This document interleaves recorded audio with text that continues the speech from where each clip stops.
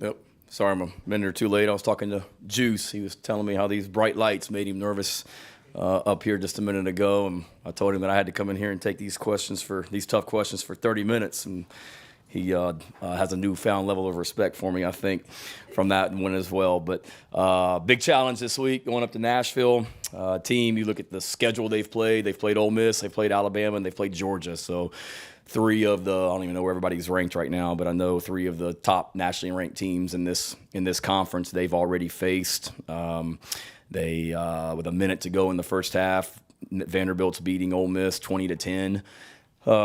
They were up 13-3 at one point, and then last week or 2 weeks ago against Missouri, they're down 17-0 to Missouri and come back and had the ball in the fourth quarter with a chance to win it. So it's a team that's very, very, very capable. They've got some really, really impressive and talented players. It's a mix of super seniors and true freshmen that they're playing up there. I think Clark has done a phenomenal job with his football team. They're recruiting to a certain skill set, size that they've identified, and you can see it. I mean, they're playing really, really, really hard. They're really, really well coached. They present a lot of challenges in all three phases.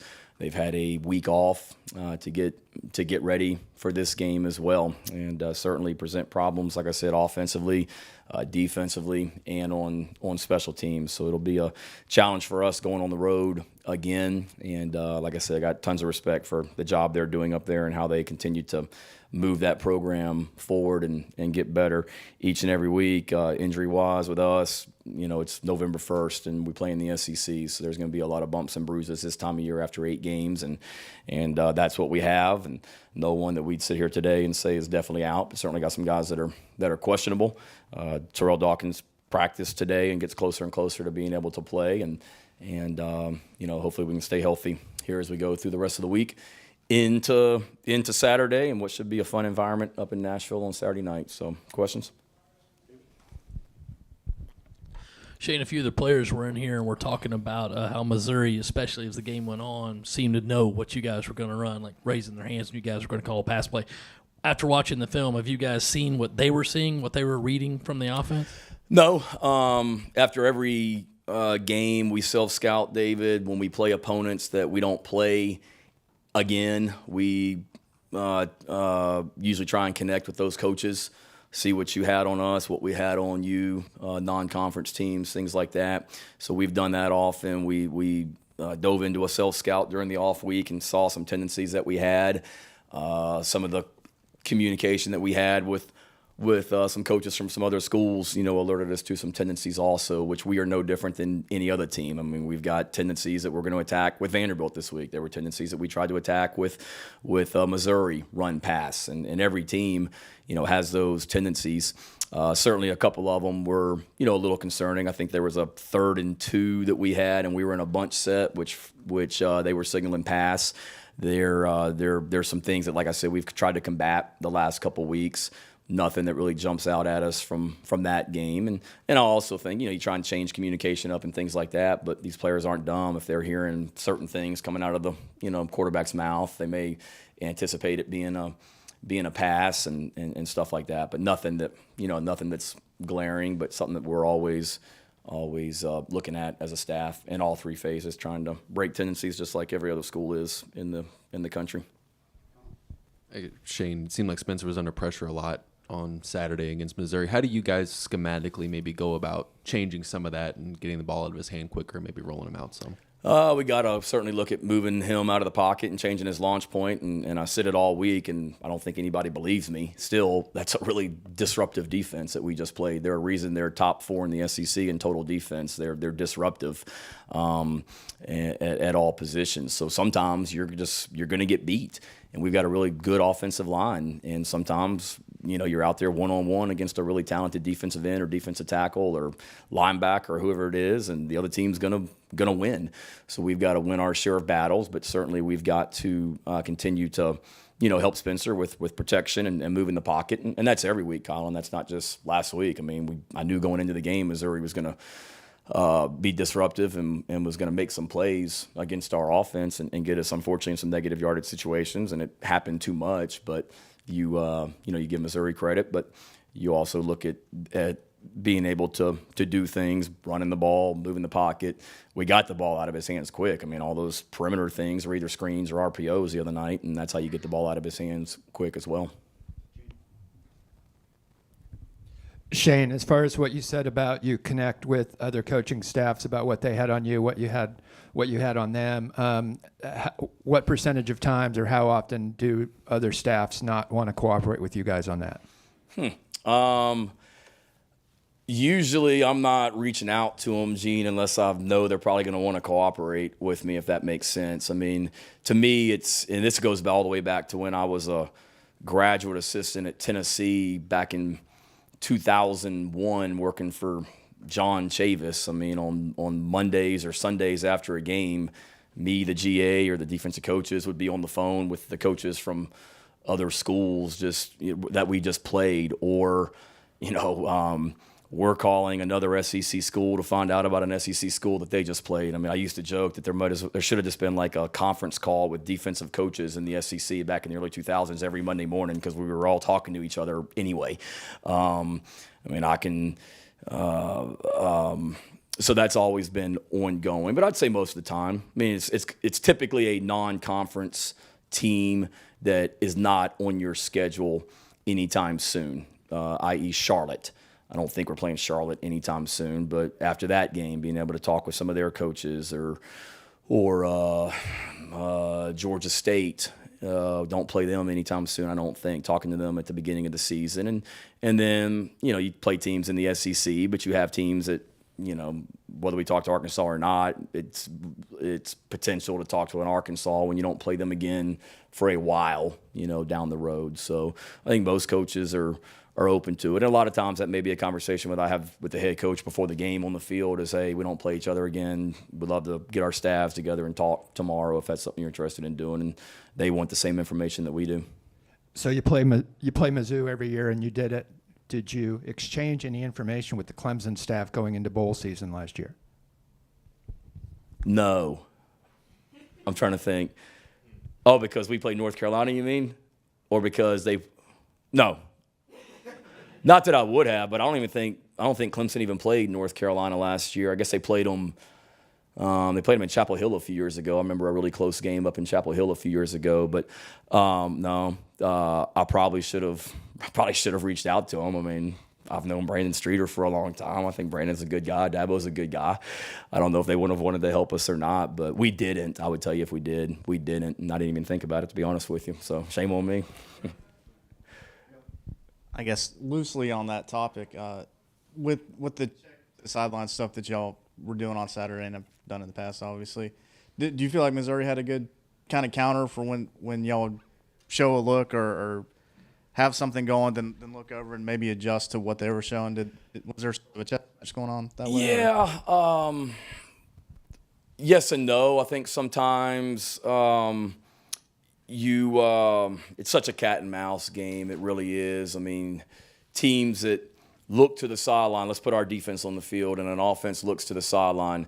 Sometimes we may change it. Sometimes we act like we're changing it and we don't change it. Sometimes we don't do anything and we don't change it, and it's kind of the same thing. Sometimes Spencer may look to the sideline and we change it, or Sat says run what we have called. Or a lot of times, I think sometimes defenses will potentially, if you're checking as an offense, they've got maybe a basic check that they go to. Okay, they're in a man coverage look, and now they're going to jump into a two-deep zone type thing, and you try and anticipate those things as well. So, no, I wouldn't. Not once did I think, okay, we're checking this up thing, and they're checking and messing with what we have called. But you always got to be smart about doing that and just being able to mix it up also.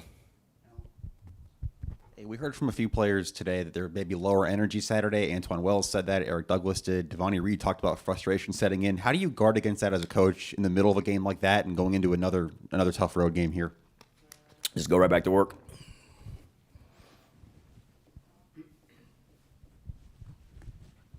Shane, a week from today, Election Day, just wanted to get your thoughts on whether you kind of encourage the guys to go vote as a team. Do you let it be their responsibility if they want, like most other people here in America? How do you handle that? Yeah, we certainly something that we want to encourage our guys to do for sure. I know last year we actually had a speaker come in, I think on that Sunday or Monday beforehand, we had a speaker come in just to talk about the election and voting rights and all that as well around November.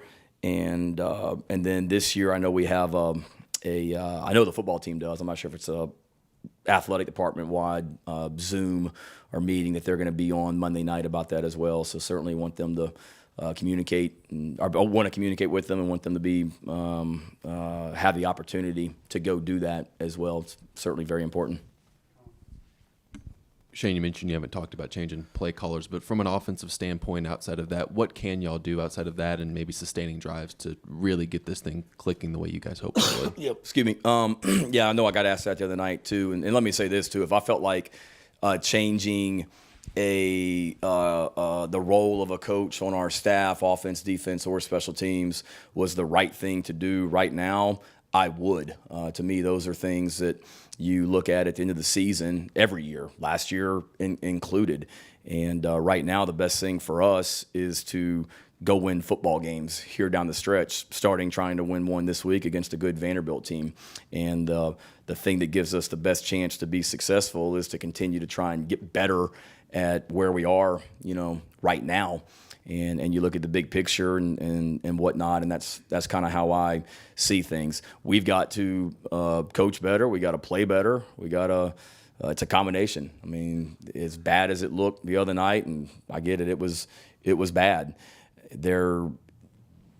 I see a lot of plays out there to be made as well. And every week you look back at why we didn't get that done in that situation, and that starts with me. And we've got to be better and continue to look at how we're teaching and giving our guys the best opportunity to make plays during the game and be successful.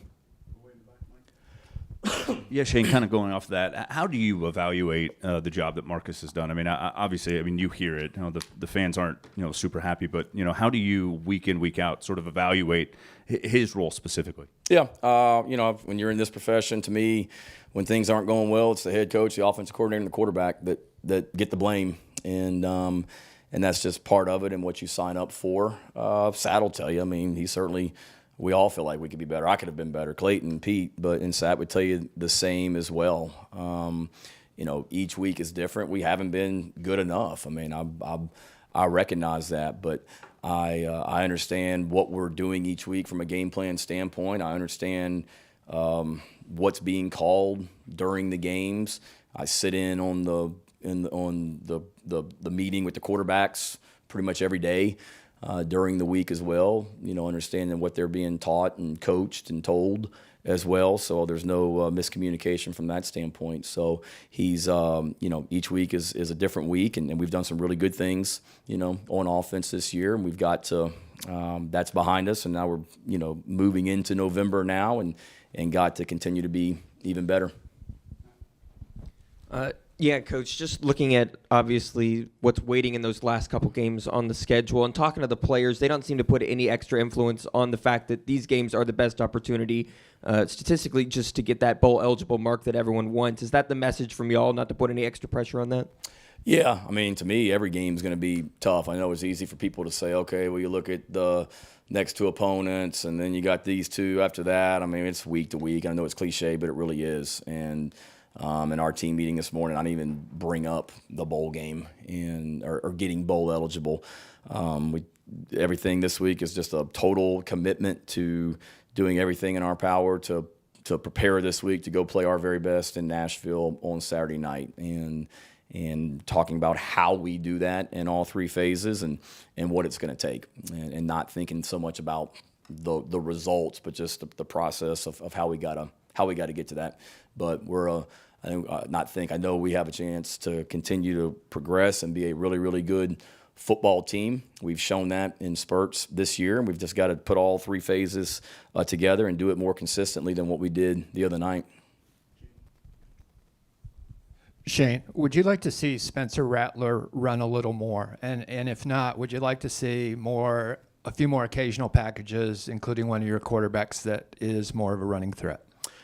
Are you talking about Luke or are you talking about DK? Or any of them? Either one, whoever you think's the best running threat. Okay. I mean, we've used Juju as like a wildcat quarterback. We got a lot of guys. I think Spencer is a better athlete, Gene, than people give him credit for. So certainly want to see him run. He did that some the other night. I mean, he had that play that he scrambled and I think got us the first down kind of going in the score over there towards our student section. And then he obviously ran on the play that he fumbled on in that game as well. But yeah, I mean, I trust him when he when he runs the football because he can run and he can make some people miss and he's a better athlete than people give him credit for. But also as your quarterback, you don't want to see your quarterback taking a lot of unnecessary hits either. So some of them, certainly some runs that he's had have been scrambles. He's had some runs this year that are, either zone read and he kept it or quarterback draw or whatever it may be. There's different things that each week you try and give your team the best chance to be successful. But then also I believe anytime you're able to, Vandy does a great job of it. They got 2 quarterbacks that we're preparing for this week. And when you have the threat of a different guy at quarterback that can run the football, it's a challenge. And I know that from a defensive standpoint. But if you got other guys at quarterback in your run game, that means, Marshawn Lloyd's or Juju or CBS or whoever's not getting the ball too. But each week's different. But yeah, I got no problem with Spencer running it. And if it's there, and then also, you're always trying to find ways to generate yards and present challenges for the opposing defense.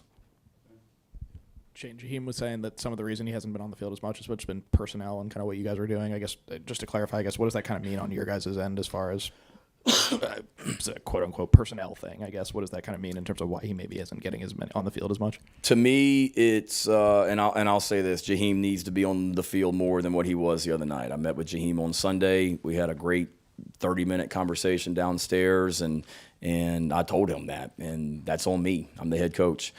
So he absolutely needs to be on the field more than he has. And I don't mean this in like a condescending way, but when you talk about personnel, we have 5 offensive linemen that are on the field on every single play. We have a quarterback that's on the field on every single play. And then we have, I'm assuming we all want Marshawn Lloyd on the field. I do. So what is that? That's 7 players. Well, now you play every play on offense with 11 guys. That's who you can have on the field. So that leaves 4 guys. All right, great. Jaheim and Stogg and Juice and Van. Okay. Well, then people want to know why Juju's not out there. Why is DeCarrion not out there? Why is Xavier Legette not out there? Why is Jalen Brooks out there? Okay, well, let's go Jaheim and AB, Van, and Wells. Well, wait a minute. Why is Brooks not out there? Why is Stogg not out there? So I mean that, and I don't mean that in a sarcastic way. It's just we got a lot of guys that when we're game planning each and every week, you look at the other team's defense and say, okay, if we're in 10 personnel, meaning 1 running back and 4 receivers, here's the coverages that we anticipate. If we're in the defenses we anticipate.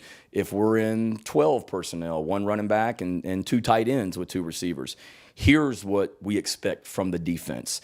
If we're in 11, the other night we did some 20, or excuse me, we did some 13, meaning 1 running back, and we had 3 tight ends on the field at one time, Jaheim being one of them. Here's what we expect in that. So you're trying to formulate your game plan. Okay, if we're in 10, 11, 12, whatever, here's what you can expect. And then you put plays in and calls to be able to take advantage of that from a schematic standpoint, if that makes sense. Having said that, we want to get our best players on the field. And sometimes you just say, forget what personnel grouping it is and what coverage you're expecting. We need to get this guy on the field and get them the ball. And we do that every week. We haven't done a good enough job of it. I'll admit that. And it starts with we've got to do a better job of sustaining drives, staying on the field, not being down 17-0 after 11 offensive plays like we were the other night. And not that, I think I said it Sunday night, it's not like we threw the game plan out after going down 17-0, but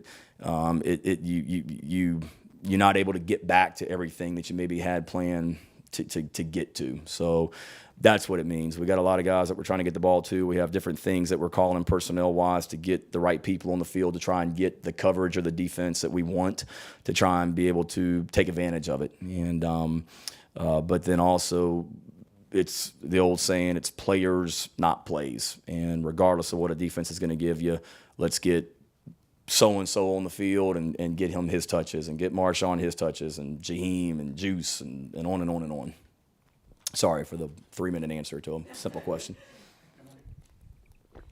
Hey, good. A bunch of the players in here earlier were just talking about execution kind of being what they feel like is missing for you guys right now. As you get into this kind of back half of the season, what can you do at this point to fix those little execution things, and what does that look like translated to game day? Yeah, no, that's frustrating because that was the thing from the other night, Emily, is there's just a lot of plays that we had called that we didn't get executed like we did in practice on Tuesday, Wednesday, and Thursday. And whether it be offense, defense, or special teams, and that was the frustrating thing about the other night, some things that we were just a little off, for whatever reason. And again, that starts with me, but whether it be something that happened the first time they punted that we didn't get adjusted to, that we had literally, in the walkthrough that morning talked about this may happen, and when it happens, here's what we want to do. We didn't get that done, or a check on defense, or some calls that Clayton had for certain plays that we had those calls called against the play that we wanted it to be called against, and we didn't get the job done. And then offensively, whether it be something in the run game or something in the pass game that we didn't execute like. It wasn't like the first time we saw it. We did it in practice. And you go back to coaching, and where was the disconnect between taking it from the practice field to the game field? Because there was some the other night. So you look back at, again, how you're teaching it and making sure you're repping it enough in practice during the week versus different looks. So it just is second nature. And we're not doing too much offensively. I mean, if you watch this, we're running a lot of the same stuff, pass game and run game over and over again. You give the other team credit, but it's something that we certainly need to continue to look at why we just didn't execute as well as we needed to the other night. I hesitate to ask this after you addressing the Jaheim Bell not getting more touches and why every guy can't get more touches, whatever. But with like Marshawn and CBS being banged up throughout the season, any of those other younger running backs, Amos, Carroll, gotten more opportunities in practice when those guys have not been able to play? Yeah, they have to. Those two and Dante Miller for sure. I mean, Dante, he had the touchdown against South Carolina State or Charlotte. They got called back. Dante's a talented back, but yeah. One, even if they were healthy, just trying – the running back, as you know, is just a physical position that takes a pounding during the season. So just trying to keep our backs fresh so those guys are getting reps. And then also when you got guys like Marshawn and CBS that are banged up, that's going to get those other running backs more and more reps. And those guys are continuing to get better and doing some good things right now for us, those other running backs on offense and some of the stuff they're doing on special teams also. Shane, it seemed like you guys had really good pass rush days against Kentucky and Texas A&M, and it seemed like Missouri was trying to get the ball out quickly to avoid that. Vanderbilt's probably going to do the same thing. How do you combat that, and how big of a challenge is that to try and affect the quarterback when the ball's out so quick? No, it's a challenge. Missouri did a good job of getting the ball out quick, running the ball, and then moving the pocket, a little bit as well. And one of the movement throws was the same play that I talked about it in the press conference, but Tennessee scored on us against last year, and Arkansas tried it against us, and that was kind of moving the quarterback out of the pocket and then throwing verticals back across the field. And they wanted to protect the quarterback for sure. He took some hits against Vanderbilt, meaning Missouri's quarterback the week before, and they wanted to do that going into it. And that's kind of the way, Vandy plays in a lot of ways as well. They do a great job of throwing RPOs, and the receiver 14, Shepard. I mean, he's the second most touchdowns in the SEC this year, and the third leading receiver, if I'm not mistaken, in catches. They get the ball to him in a lot of ways, and a lot of them are just RPOs where he's gonna either hands it off or he just takes it and throws one-on-one out there to the field. They did that against Alabama and Ole Miss a few times, one-on-one, and he won. And then they move the pocket and they present some challenges in some run game stuff. So you gotta force them into passing situations for sure, and then you've just got to continue to find ways to, affect the quarterback, and that means hopefully hitting him. But we've done a good job too defensively this year of when we know we're not going to get to the quarterback, getting our hands up and having a chance to bat a ball as well when the quarterback throws it. We've done a really good job of that the last few games, and that's something that, okay, you don't hit him, but you can still affect that throw by using our length up front as well. Nothing, John? Wow. Thought you'd have them ready for me. Yeah, I know, I've screwed that up. Jade, on the, I guess, other teams knowing what play might be coming, correct me if I'm wrong, but it seemed like you guys had a different kind of card to block signals the other night. Is that right? Did I have that right? Yeah, a lot of that is more just for our guys to be able to see where the signaler is coming from as well. Also, so a lot of it, the stuff that we put up is just so they can see it, and there's our signalers on the sideline as well. But you're always trying to mix up one, who's signaling, where it's not the same guy every time. You're always trying to mix up, okay, if you are doing something off a wristband, they don't match whatever number you give for the wristband, and say, okay, last time it was 42, it was a handoff to Marshawn Lloyd, and here comes. You try and mix that up also. So you always try and stay one step ahead, because you always try and stay one step ahead. And then just real quickly, Corey Rucker, he's done for the season. Yes, yeah. having surgery today. Okay. And we'll be done, and hopefully we'll get him back hopefully he'll be ready to roll for spring practice. Yep. Good. All right. See y'all in Nashville.